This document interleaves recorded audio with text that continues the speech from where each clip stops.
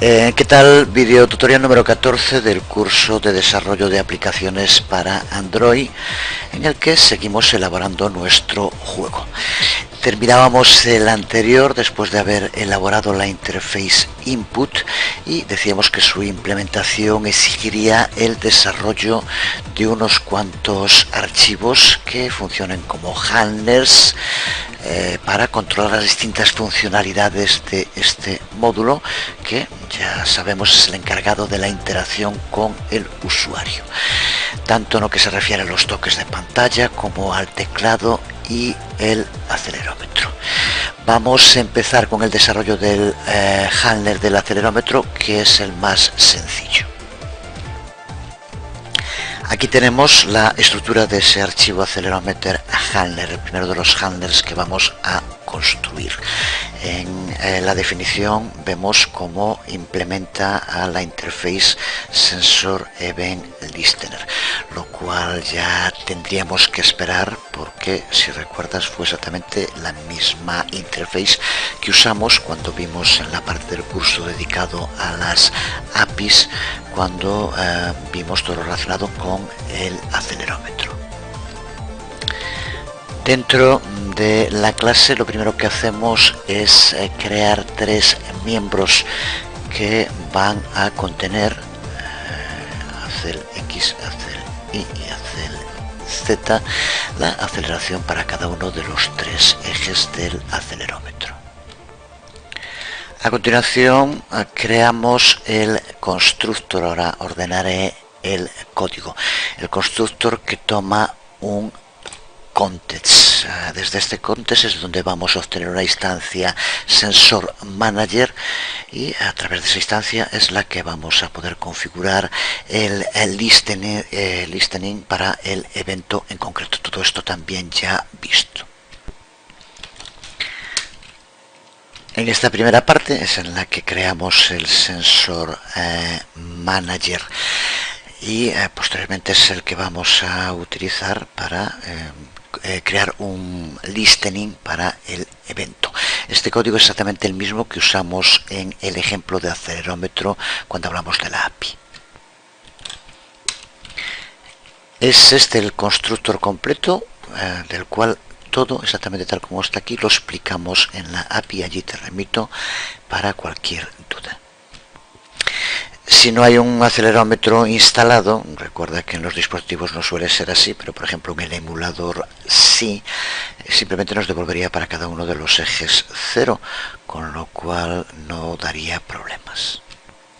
Y continúa el código de la clase sobreescribiendo los dos métodos de la interface Sensor Event Listener, con los cuales también ya hemos trabajado. El primero de ellos, on accuracy changes, que hay que sobreescribir. Es obligatorio al estar en la interface, pero que no hace absolutamente nada, así que aquí no hay nada que explicar. Y el siguiente, on sensor changed, vamos a darle aquí un poco hacia abajo, con el que ya también hemos trabajado. Lo que hacemos es recoger los valores del acelerómetro que nos devolverá el sensor, y los almacenamos dentro de los miembros del handler que creamos antes al comienzo.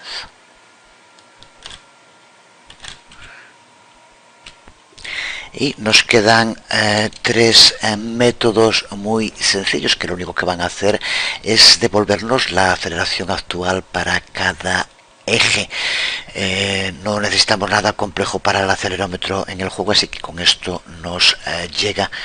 Mediante el uso de return podremos acceder a cada uno de los valores que tenga el sensor del acelerómetro.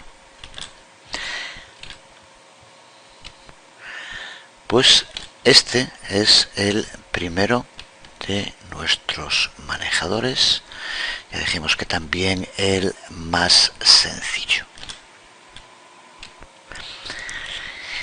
Antes de seguir con los otros handlers, los otros manejadores que vamos a necesitar para este módulo, tenemos que pararnos en un tema del que ya hemos hablado, pero que ahora no llega como hablar. Tenemos que solucionarlo. Estamos ante la creación de una aplicación, de un juego operativo, y por lo tanto hay que solucionar los temas que van apareciendo.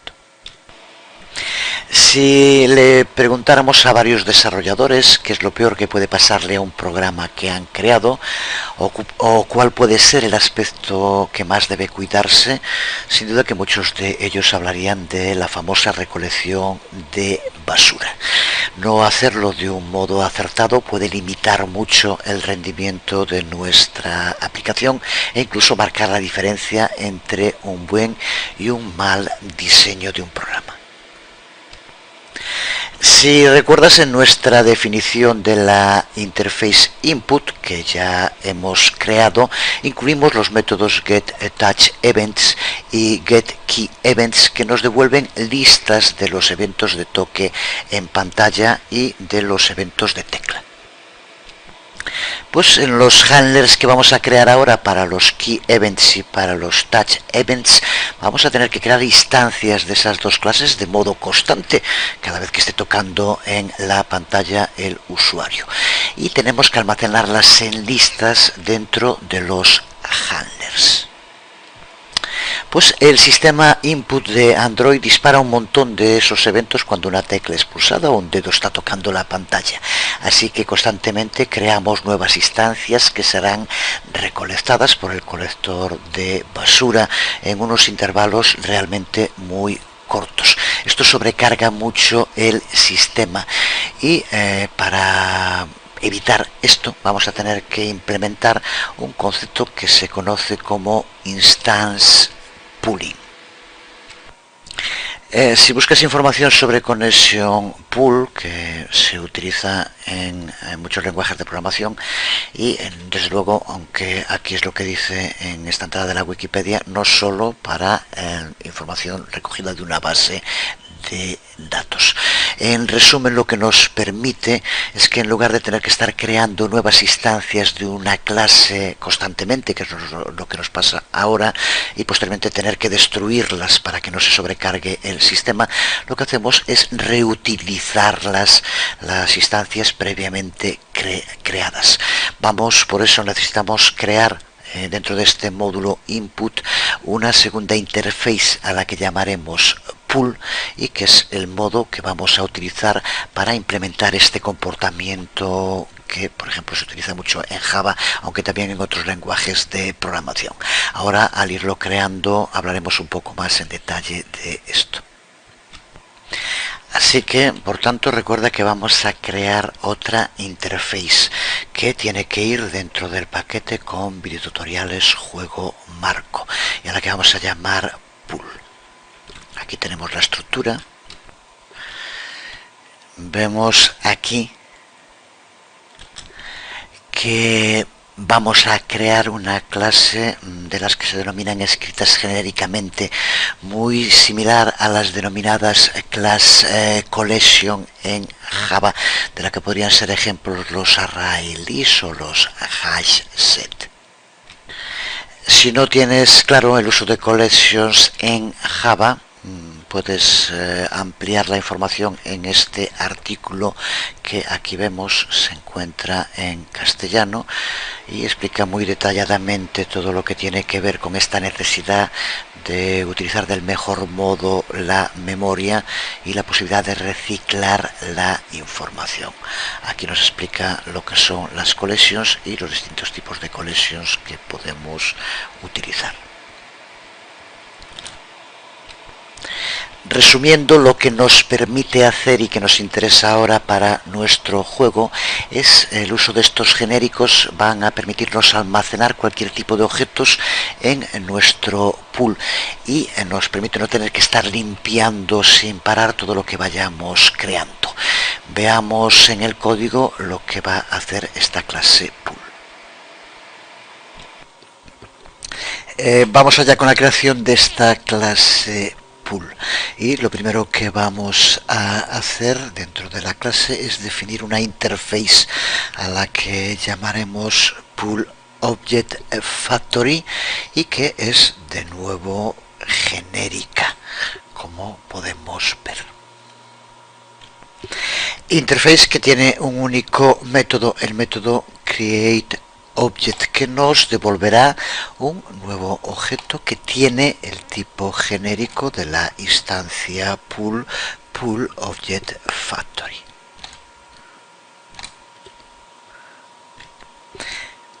A continuación creamos los tres miembros que va a tener la clase pool. El primero, un array list, que nos servirá para almacenar los objetos que se vayan colocando en el pool. El segundo miembro, un pool object factory, que es el que utilizaremos para ir generando nuevas instancias del tipo de objeto que esté contenido en la interface. Y un tercer miembro que almacena el número máximo de objetos que puede contener pool, necesario para que el pool no crezca de modo indefinido, lo que podría provocar problemas de memoria. A continuación creamos el constructor de la clase, que va a tomar un pool object factory y el número máximo de objetos que puede contener. Y dentro del constructor lo único que hacemos es almacenar estos parámetros en los miembros respectivos que hemos creado antes e instanciamos también un nuevo array list con la configuración de su capacidad dependiendo del max size, el máximo tamaño que le hemos indicado. A continuación creamos el método newObject.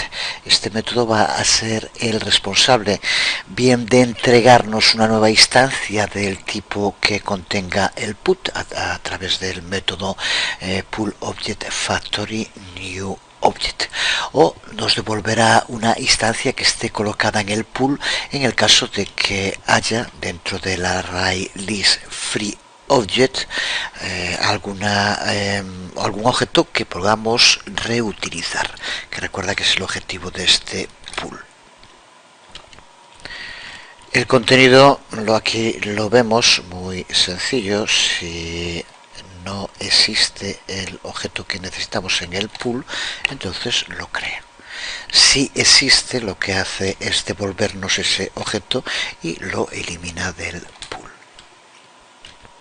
Y por último creamos el método free, que es el método que nos va a permitir ir guardando dentro del pool los objetos que ya no necesitemos y que posteriormente podemos volver a reutilizarlos. Todo lo que hace es insertar el objeto dentro del array list, al que llamamos free objects, siempre y cuando no haya alcanzado el máximo tamaño que le permitimos guardar. Si alcanza ese máximo tamaño, entonces ese objeto muy probablemente será recolectado por el colector de basura la siguiente vez que se ejecute.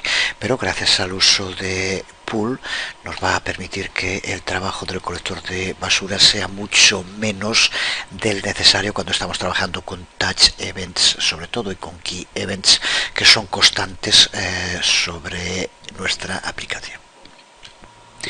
¿De qué modo nos ayuda el uso de esta clase a mejorar nuestra aplicación? Antes de desarrollar las clases para touch event y para key event, veamos en un ejemplo con pseudocódigo de qué modo nos facilita el trabajo esta clase pool que acabamos de crear. Veamos en este ejemplo de pseudocódigo el uso que le daremos a esta clase pool.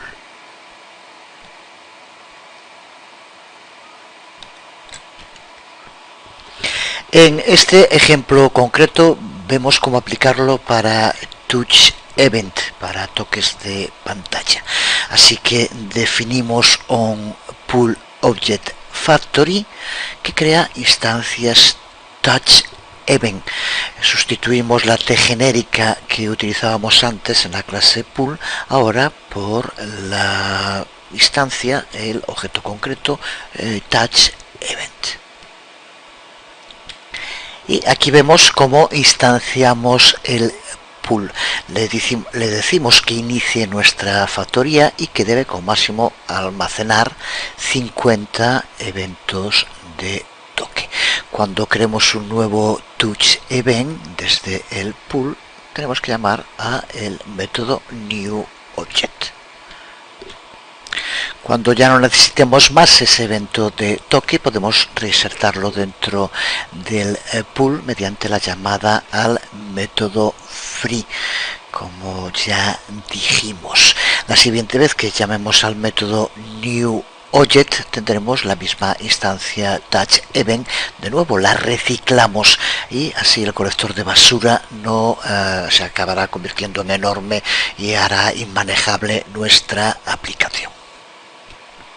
Así que esta clase va claramente a mejorar la eficiencia de nuestra aplicación, especialmente en la utilización tanto en Touch Event como en Keyboard Event. Vamos allá con los handlers para tratar con estos eventos.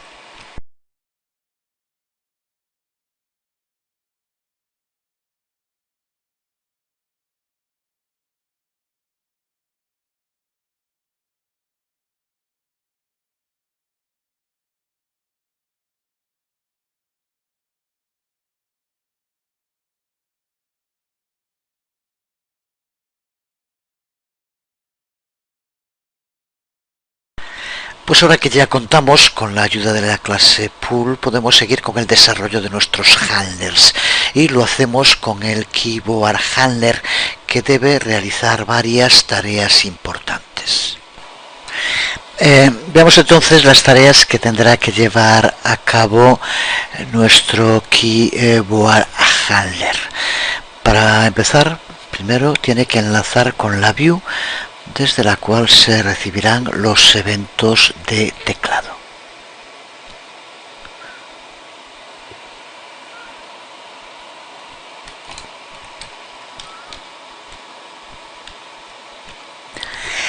En segundo lugar, tiene que almacenar el estado actual de cada una de las teclas y mantener una lista de las instancias de evento de tecla que diseñamos en la interface para el manejo de inputs basado en eventos.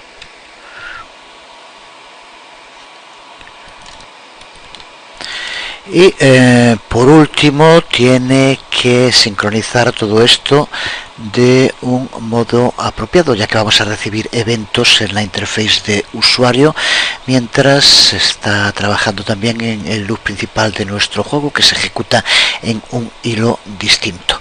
Es por tanto un montón de trabajo, un montón de funciones las que dependen de esta clase. Así que vamos a empezar recordando de nuevo la clase KeyEvent que definimos en la interface input.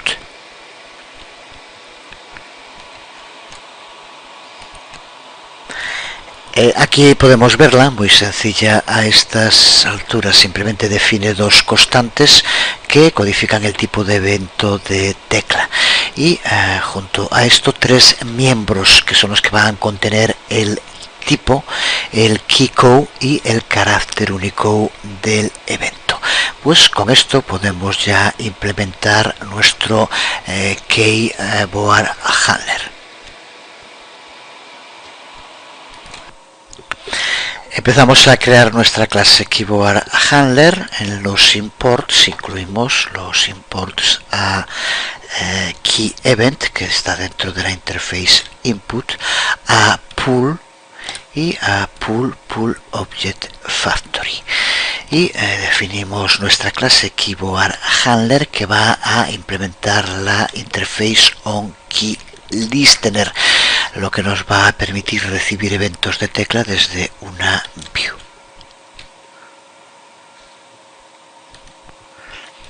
A continuación, siguiendo el ritual, vamos a incluir los miembros de la clase. Y el primero de los miembros es un array que va a contener 128 valores booleanos. Almacenaremos el estado actual de pulsado o no de cada una de las teclas en este array. Será indexado por el key code de cada una de las teclas. Por suerte, las constantes en Android View Key Event Key Code están todas en el rango entre 0 y 127, así que podemos almacenarlos en este colector de forma amigable. El segundo miembro es un pool. Ya vemos aquí la importancia de haber creado los pool. Luego formateo bien el código. Va a contener instancias de nuestra clase KeyEvent y de este modo, como ya sabemos, no sobrecargamos el colector de basura. Reciclamos todos los objetos KeyEvent que vayamos creando. El tercer miembro es el que nos va a permitir almacenar los key events que aún no hayan sido consumidos por nuestro juego. Cada vez que tengamos un nuevo evento de tecla en el hilo de interface del usuario, lo añadiremos a esta lista. Y el último de los miembros, que es otra lista, donde la función que tiene es devolvernos una llamada a los eventos de tecla con el uso de getKeyEvents. Ahora, al seguir escribiendo el código, explicaremos por qué tenemos que utilizar un doble buffer dentro de nuestros miembros. Seguimos construyendo el constructor de la clase, que como vemos tiene un único parámetro, que es la vista desde la cual queremos recibir eventos de tecla. Y lo que hacemos dentro del código del constructor es crear una instancia pool, para lo cual antes contamos con el pool object factory apropiado, creado antes. A continuación registramos el manejador como un onKeyListener con la view y finalmente nos aseguramos de que la view recibirá los eventos de tecla convirtiéndola en el focus. De nuevo estamos hablando de clases y métodos que vimos en el video tutorial dedicado a la API de los eventos de tecla. Y continuamos con la implementación del método onKey, método que forma parte de la interface onKeyListener y con el cual ya hemos trabajado también en anteriores videotutoriales. Y por eso ya sabemos que este método será llamado cada vez que la view objetivo, la view a la que le hemos dado el foco, reciba un nuevo evento de tecla. Y dentro de su código lo primero que vamos a hacer es ignorar cualquier evento de tecla de Android que codifique eventos de acción múltiple, porque no son los que necesitamos dentro de nuestro contexto.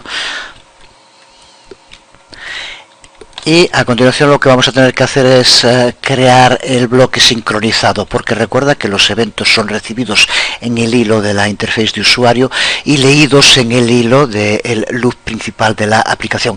Así que tenemos que asegurarnos que ninguno de nuestros miembros sea accedido en paralelo. Tenemos que sincronizarlos. Así que creamos el bloque synchronized. Y dentro de este bloque lo primero que vamos a hacer es coger una instancia KeyEvent de nuestra implementación KeyEvent y la cogemos desde el pool. Puede que sea una instancia reciclada o que sea una rama nueva dependiendo del estado en el que se encuentre el pool. Para ello utilizamos New Object. Y a continuación configuramos el keycode y el keychar de los eventos de tecla que vayan teniendo lugar y nos basamos para ello en la información que nos esté pasando el método.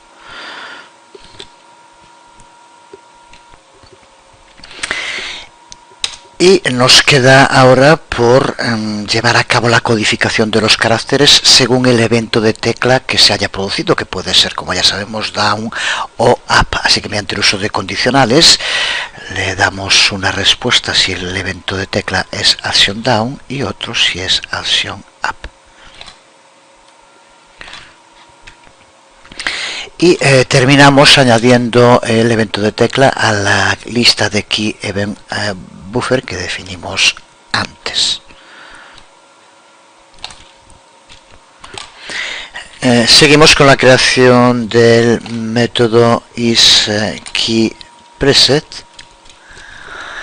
que es donde implementamos el método que definimos en la interface input con este mismo nombre, desde luego. Le pasamos un entero especificando el key code y lo que hace es devolvernos si esta tecla está siendo pulsada o no. De este modo siempre contamos con un sistema para comprobar qué teclas están siendo pulsadas en cada momento. Y el último método que vamos a usar en este manejador de los eventos de tecla es el método getKeyEvents, que de nuevo implementa la semántica del método de nuestra interface input que creamos antes. Y empezamos de nuevo creando un bloque sincronizado, porque se trata de un método que será llamado desde un hilo diferente a el hilo en el cual se produce.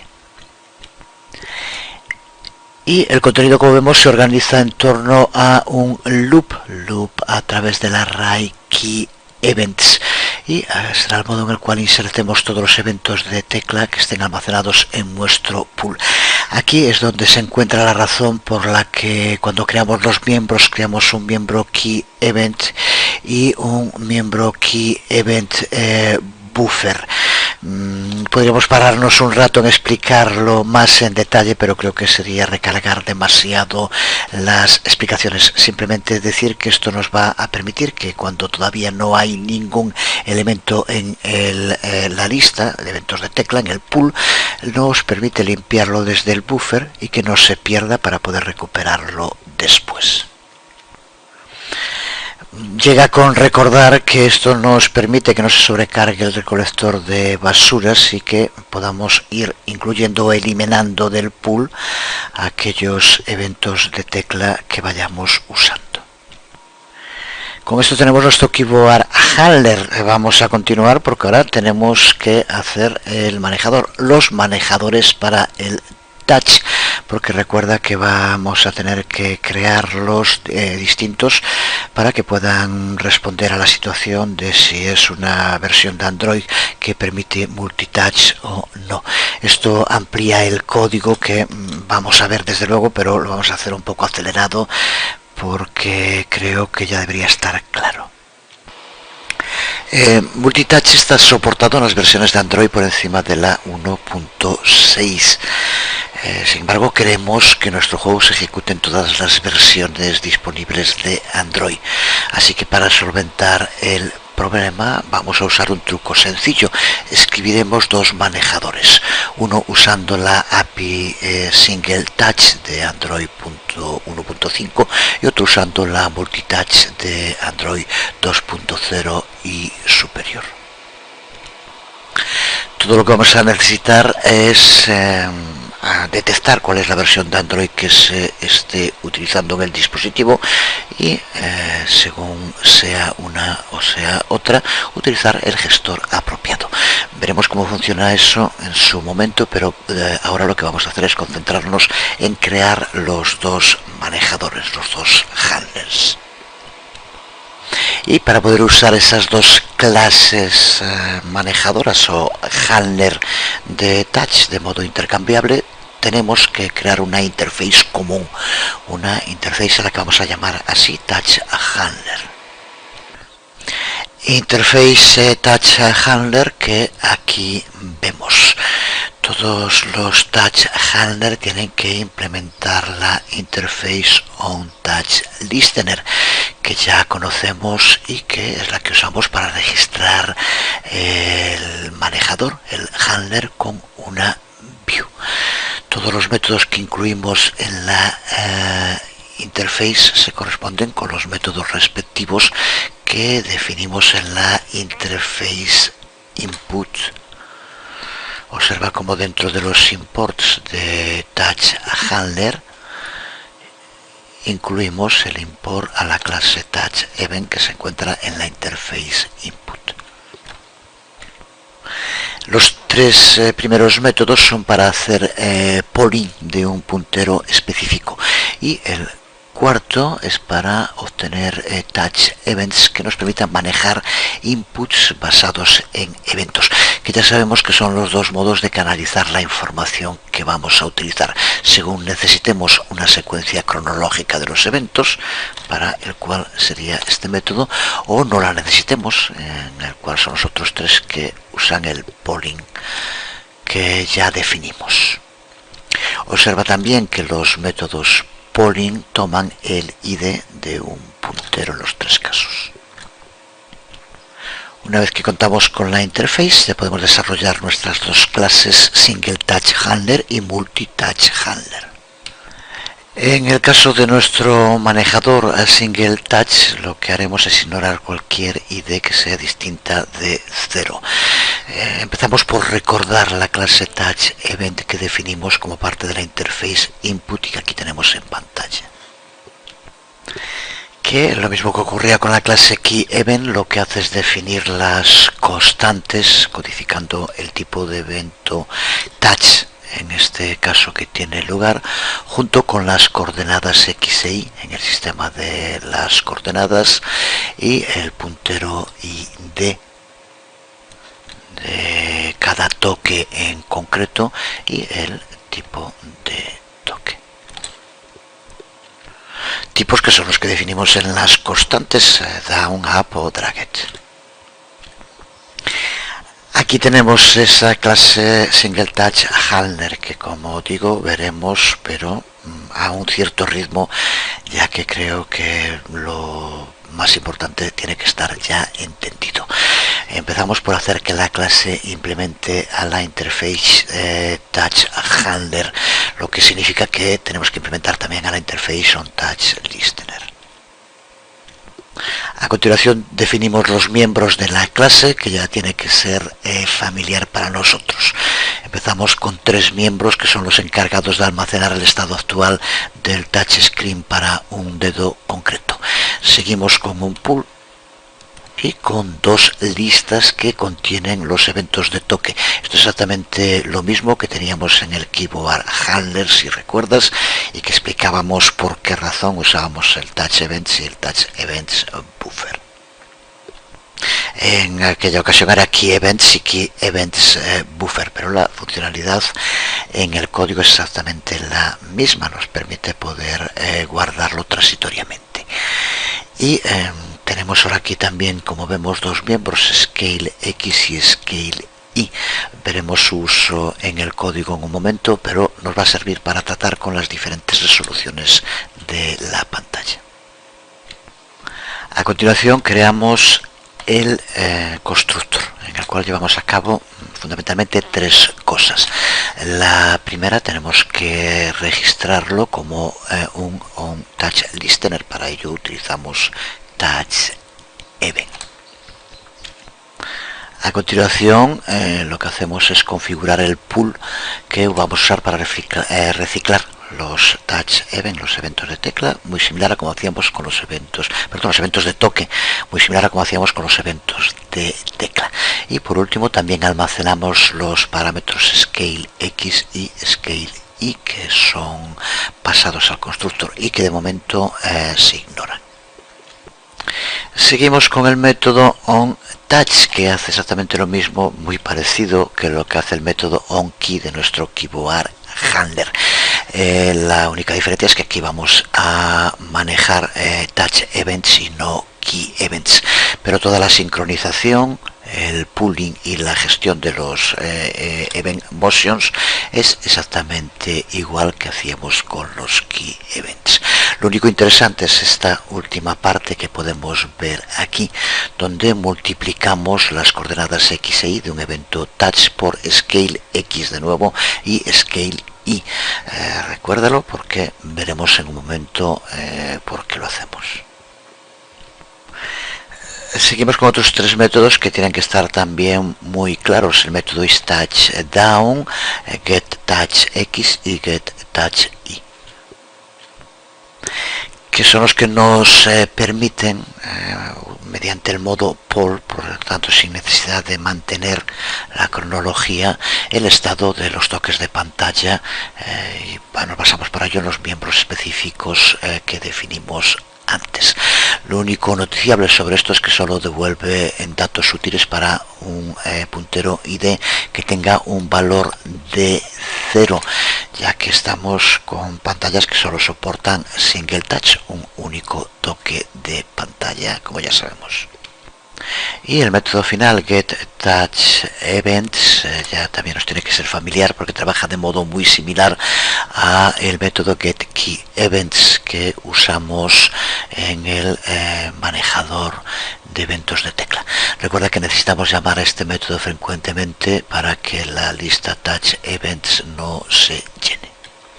Pues con esto tenemos el Single Touch Handler y podemos desarrollar el múltiple o el multitouch handler, que es como vamos a llamarle. Clase que aquí vemos y en la que de nuevo hacemos que implemente la interface touch handler. Incluimos los miembros muy similares, lo que pasa es que aquí, en lugar de almacenar el estado de un puntero único, simplemente almacenamos el estado de 20 punteros. Y también tenemos de nuevo esos misteriosos miembros Scale X y Scale Y.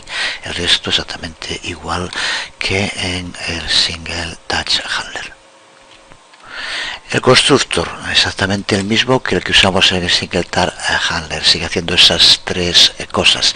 Registra el manejador como un touch listener, crea un pool para las instancias touch event y almacena los valores escalables.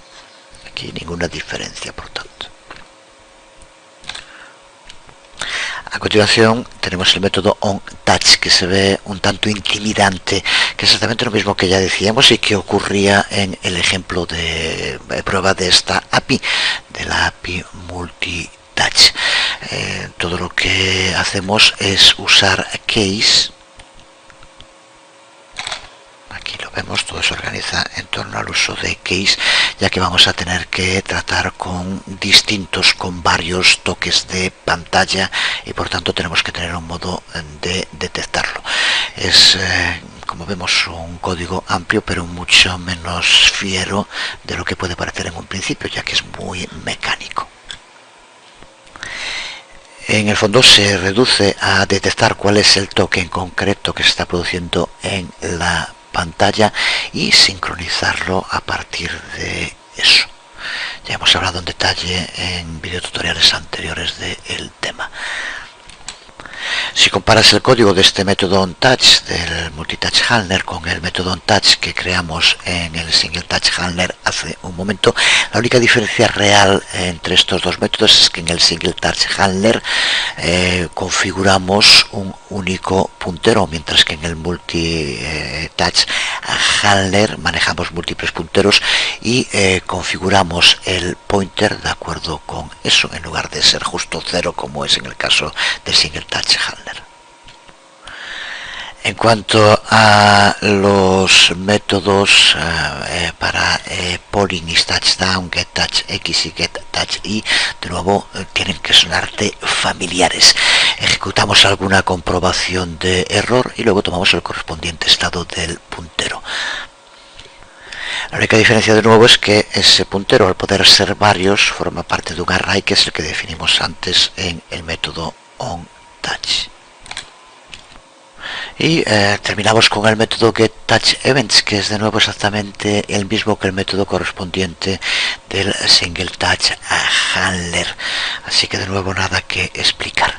Y con esto ya contamos con todos los handlers, los manejadores, para poder implementar nuestra interface input. Pues ahora ya estamos preparados para implementar el Android Input de nuestro juego, el gran director de todas las entradas, los inputs del jugador, y que lo que hace es enlazar juntos los manejadores, los handlers que hemos creado. Cualquier llamada a métodos será delegada al manejador correspondiente. Es también un ejemplo de desarrollo de una clase marco que organiza otras clases. Suele usarse mucho en desarrollos complejos de cierta magnitud y que en el fondo sigue la máxima de Einstein de que no hay asunto complejo que no pueda reducirse a varios asuntos más simples, que es exactamente lo que hemos hecho aquí. Pues ahora vamos a reunir esos asuntos más simples y ordenarlos mediante el uso de la clase Android Input. Vamos allá. Aquí vemos esa clase Android Input muy sencilla a partir de todo lo visto. Empezamos por dejar que implemente a la interface input que hemos definido y a continuación encontramos tres miembros. Cada uno forma parte, faltaría más, de cada uno de los manejadores de accelerometer handler, de keyboard handler y de touch handler. Estos miembros son inicializados en el constructor. Aquí lo vemos. Y tanto el single touch como el multi touch. El constructor que toma un context toma una view y de nuevo los valores scale x y scale y. El accelerometer handler es instanciado a través del parámetro context. El keyboard handler necesita la view que le es pasada y para decidir qué touch handler usar simplemente comprobamos la versión de Android. Lo podemos hacer a través del stream versión SDK, una constante provista por la API de Android. Lo que no se sabe muy bien, habría que preguntar a los desarrolladores, es por qué es un string. Lo cierto es que necesitamos convertirlo en un entero para poder llevar a cabo la comparación. Simplemente lo hacemos con el uso de parseInt. Y la primera versión de Android que soporta la API Multitouch fue la versión 2.0, que se corresponde con la versión 5 del SDK. Así que si el dispositivo actual ejecuta la versión Android por debajo de la 5 del SDK, instanciamos el Single Touch Handler. De no ser así, else es cuando instanciamos el Multi-Touch Handler. Por tanto, una vez claro, realmente sencillo de hacer. Y el resto de la clase es más que autoexplicativo. En cada método lo único que hacemos es llamar a su delegado en el handler, en los manejadores que hemos estado creando, y son los que realmente van a hacer el trabajo real. Así que como vemos aquí, lo único que hacemos en cada uno es devolver el método del manejador que va a ser el que realice la acción. Pues terminamos con esto todo el contenido de nuestro juego dedicado a las entradas del usuario, a los inputs. Pero lo vamos a hacer ya con una cierta referencia al siguiente apartado de nuestro juego, que es el dedicado a los gráficos, porque será en ese momento cuando hablemos de las diferentes resoluciones de pantalla. Pero ya que hemos utilizado en el touchscreen las variables scale x y scale y, explicamos ahora su uso. Nosotros ya lo dijimos, vamos a tunear el código de nuestro juego para que trabaje con una resolución fija de 320 x 480 píxeles. Si recibimos eventos de toque, touch screen, en un dispositivo que tenga una resolución mayor o menor, las coordenadas X e Y de esos eventos serán definidas en el sistema de coordenadas de la view, no en el sistema de coordenadas de la resolución que nosotros hemos indicado como destino fijo. Esto significa que vamos a tener que transformar las coordenadas desde su sistema original a nuestro sistema basado en factores de escala. Algo que tendremos que hacer con la fórmula que podemos ver aquí en pantalla. Creamos un valor transformado que es igual al resultado de multiplicar el valor real por la división entre los píxeles que usamos nosotros y los píxeles reales del dispositivo en el que se esté utilizando el juego. Es una fórmula muy sencilla pero imprescindible. Lo calculamos en dos ejemplos concretos para entenderlo un poco mejor. Un ejemplo en el cual la resolución objetivo, la que ya sabemos, es de 320 por 480 y el dispositivo donde se utiliza tiene una resolución de 480 por 800 píxeles. Si tocamos justo en el medio de la pantalla, recibiremos un evento con las coordenadas 240 por 400. Pues usando las dos fórmulas que decíamos, llegamos al siguiente resultado, que es justo el medio de nuestro sistema de coordenadas. Lo podemos hacer con cualquier otro ejemplo.